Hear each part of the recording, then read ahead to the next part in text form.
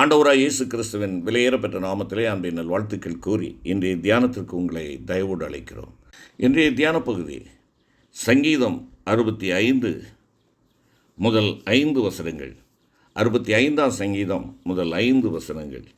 தியான வசனம் ஆதியாகமம் 35 3ஆம் வசனம். பெத்தேலுக்கு போவோம் வாருங்கள், பெத்தேலுக்கு போவோம் வாருங்கள். அருமையான கர்த்தருடைய பிள்ளைகளே, பெத்தேல் என்றால் தேவனுடைய வீடு என்று சொல்லி தியானித்தோம்.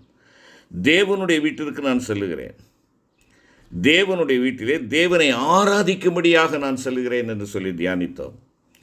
தேவனுடைய வீட்டிலே தேவனை ஆராதிப்பது மாத்திரமல்ல, தேவனை நான் பார்க்கும்படியாய் செல்லுகிறேன், தேவனை பார்க்கும்படியாய் செல்லுகிறேன், என் செவிகள் திறந்து அவருடைய சத்தத்தை கேட்கும்படியாய் செல்லுகிறேன் என்பதை குறித்து நாம் தியானித்தோம். தொடர்ந்து நான் பார்க்கின்ற பொழுது பெத்தேல் தேவனுடைய வீடு. அந்த வீட்டிலே நீங்களும் நானும் பெற்றுக்கொள்ளுகிற நன்மை என்ன? அது ஆலோசனையின் வீடு, அது ஆலோசனையின் வீடு. ஏசாயா 2ஆம் அதிகாரம் 3வது வசனத்தை பாருங்கள். ஏசாயா 2:3.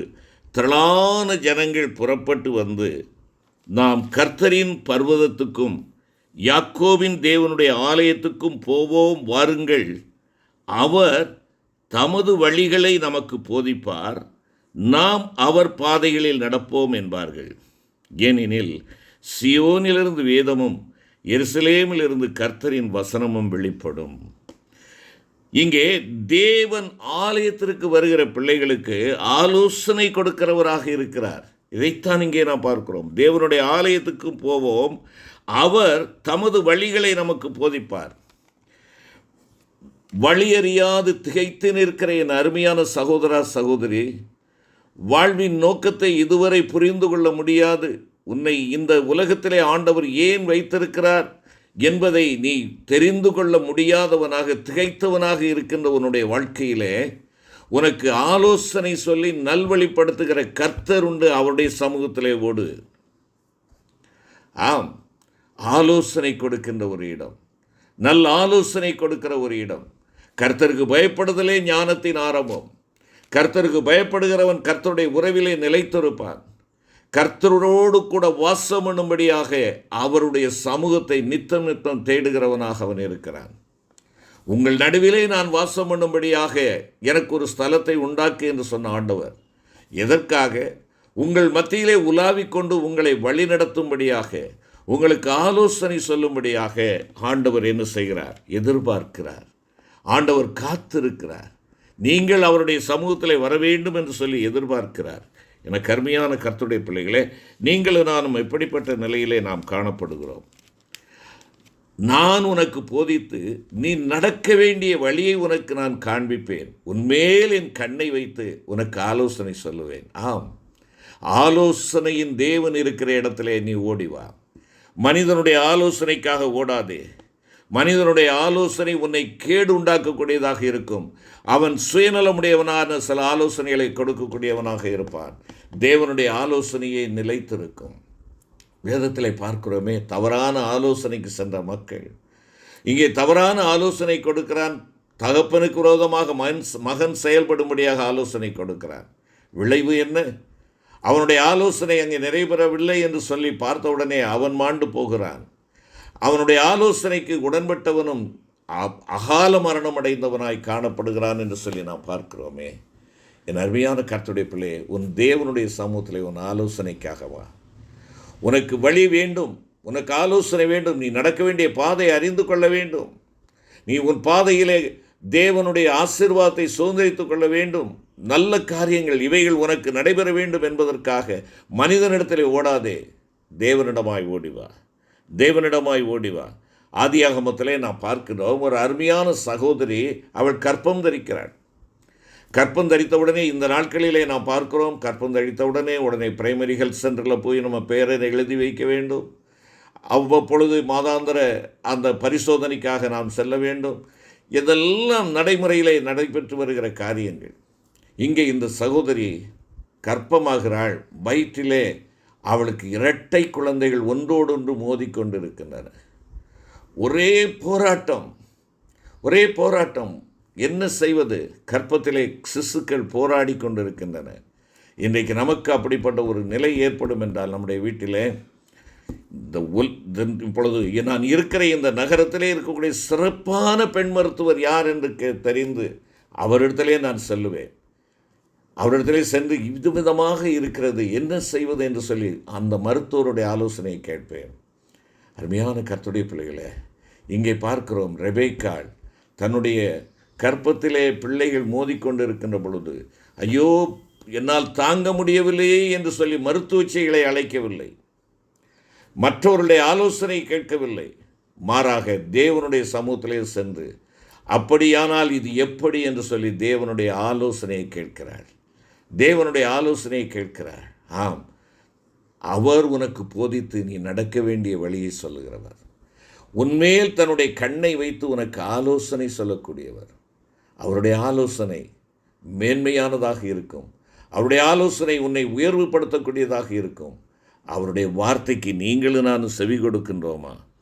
ஆண்டவர் இந்த உலகத்திலே பிறப்பதற்கு முன்பாக ஏசாயாவின் மூலமாக அவருக்கு சொல்லப்பட்ட நாமம் என்ன? ஆலோசனை கர்த்தர். ஆலோசனை கர்த்தர் 9ஆம் அதிகாரம் ஏசாயா 6வது வசனத்திலே நாம் அதை பார்க்கிறோம். அருமையான கர்த்தருடைய பிள்ளைகளே, இந்த தேவனுடைய ஆலோசனையை பெற்றுக்கொள்ளும்படியாக நாம் ஆண்டவருடைய ஆலயத்திற்கு வருவோம், முழங்கால் படியிடுவோம், நம்முடைய காரியங்களெல்லாம் அவருடைய சமூகத்தில் கொட்டுவோம். நம்மை ஆறுதல் படுத்துகிறவர் மாத்திரமல்ல, ஆலோசனை கொடுக்கிறவராக இருக்கிறார். ஆலோசனை கொடுக்கிறவராக இருக்கிறார். வழி இதுவே, இதிலே நடவுங்கள் என்று சொல்லி நமக்கு ஒவ்வொரு வினாடியும் அடிபரலாமல் வழி நடத்தக்கூடிய தம்முடைய பரிசுத்த ஆவியாகிய தேற்றவாளனை நமக்கு அனுப்பி சரியான பாதையிலே நம்மை நடத்துகிற கர்த்தர் அவர். மறந்து போகாதீர்கள். சங்கீதக்காரன் சொல்கிறான் 16ஆம் சங்கீதம் 7வது வசனத்திலே, எனக்கு ஆலோசனை தந்த கர்த்தரை துதிப்பேன். எனக்கு ஆலோசனை தந்த கர்த்தரை துதிப்பேன். அது மாத்திரமல்ல, அவன் என்ன சொல்லுகிறான்? ராக்காலங்களிலும் என் உள்ளிந்திரியங்கள் என்னை உணர்த்தும். அவருடைய ஆலோசனை எப்படிப்பட்டதாக இருக்கிறதா? இரவு காலங்களிலும், இல்லை என்றால் என்னுடைய கஷ்ட வேளைகளிலும், என்னுடைய கண்ணீரின் வேளைகளிலும், கண்ணீரின் பள்ளத்தாக்கிலே செல்லக்கூடியதான காரியங்களிலும் அவருடைய ஆலோசனை என்ன செய்கிறது? என்னை உணர்த்தக்கூடியதாக இருக்கிறது. என்னை உணர்த்தக்கூடியதாக இருக்கிறது. அருமையான கர்த்தருடைய பிள்ளையே, என் ஆண்டவருடைய உணர்த்தும் வழிகள், அந்த வழிகளுக்கு என்னை ஒப்புக் கொடுக்கின்ற பொழுது அவர் என்னை சரியான பாதையிலே நடத்துகிறார். சரியான பாதையிலே நடத்துகிறார். எனவே தான் சங்கீதக்காரன் சொல்கிறார், அவர் என்னை நீதியின் பாதையில் நடத்துகிறார். நீதியின் பாதையில் நடத்துகிறார். அருமையான கர்த்தருடைய பிள்ளையே, என் அருமையான சகோதரனே சகோதரியே, இன்றைக்கு உங்களுக்கும் எனக்கும் சரியான ஆலோசனை சொல்லக்கூடிய ஒரே நபர் உண்டென்றால் ஆண்டவராக இயேசு கிறிஸ்து ஒருவரே. அவரிடத்திலே ஓடிவா. அவரிடத்திலே ஓடி வருகின்ற பொழுது உன்னை அவர் என்ன செய்கிறார்? மேய்ச்சலுக்குள்ளாக நடத்துகிறார். உன்னுடைய தாகம் தீர்க்கும்படியாக உன்னை நடத்துகிறார். உன்னுடைய ஆத்துமாவை தேற்றுகிறவராக இருக்கிறார். நீதியின் பாதையிலே உன்னை நடத்துகிறார். நீதியின் பாதையிலே உன்னை நடத்துகிறார். அப்படி என்றால் என்ன? அவன் சங்கீதக்காரனுடைய அனுபவம் என்ன? கர்த்தரின் மேய்ப்பராக இருக்கு, என்னோடு இருக்கிறார். உன் ஆலயத்தின் ஆண்டவர் உன்னோடு கூட இருக்கின்ற பொழுது நீ சஞ்சலப்பட வேண்டிய அவசியமில்லை, நீ கலங்க வேண்டிய அவசியமில்லை, கண்ணீர் விட வேண்டிய அவசியமில்லை.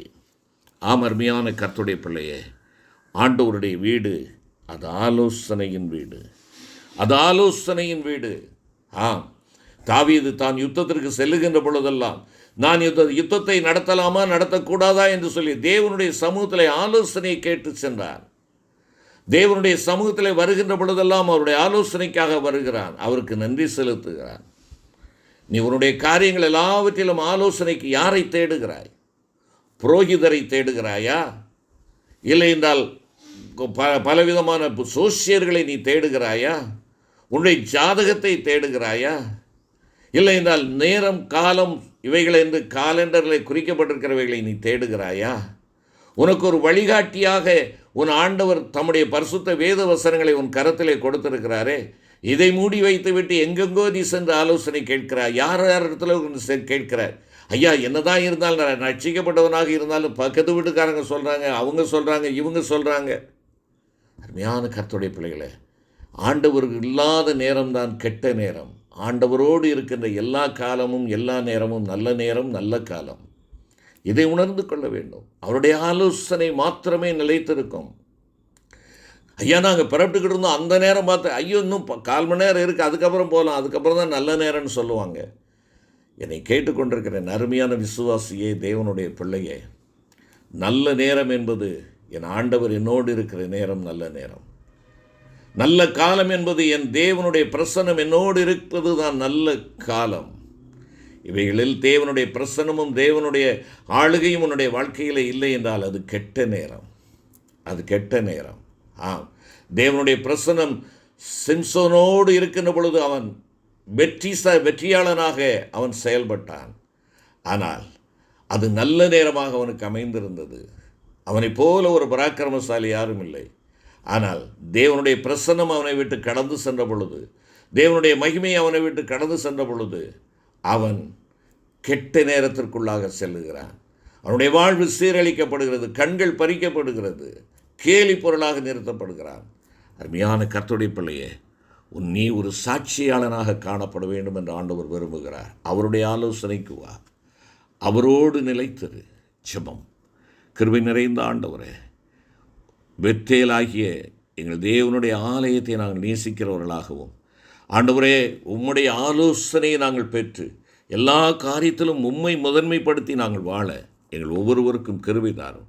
மீட்பர் இயேசுவின் மூலம் வேண்டிக் கொள்கிறோம் பிதாவே, ஆமென்.